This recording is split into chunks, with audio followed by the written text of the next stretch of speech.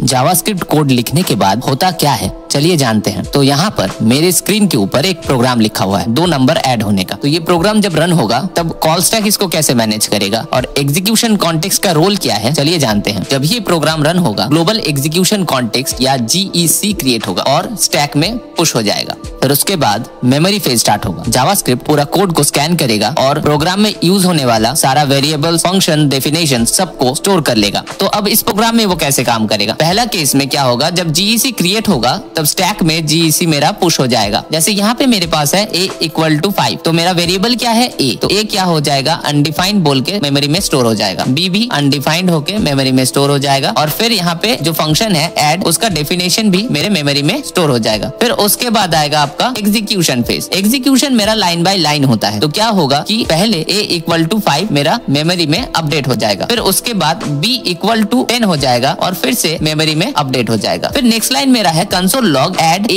b। यहाँ पे हम लोग ऐड के वैल्यू को कंसोल करवा रहे हैं। तो पहले क्या होगा, ऐड फंक्शन कॉल होगा और जावास्क्रिप्ट में कोई भी फंक्शन जब कॉल होता है तब बनता है FEC या फिर फंक्शन एग्जीक्यूशन कॉन्टेक्स्ट। तो अब क्या होगा, मेरा ऐड जो है वो स्टैक में पुश हो जाएगा। अब स्टैक का जो फंक्शन डेफिनेशन है वो ऑलरेडी मेरे पास फंक्शन में स्टोर है। अब इनसाइड द फंक्शन x के वैल्यू है 5 और y का वैल्यू है 10। अब ये दोनों प्लस होके रिटर्न करेगा 15।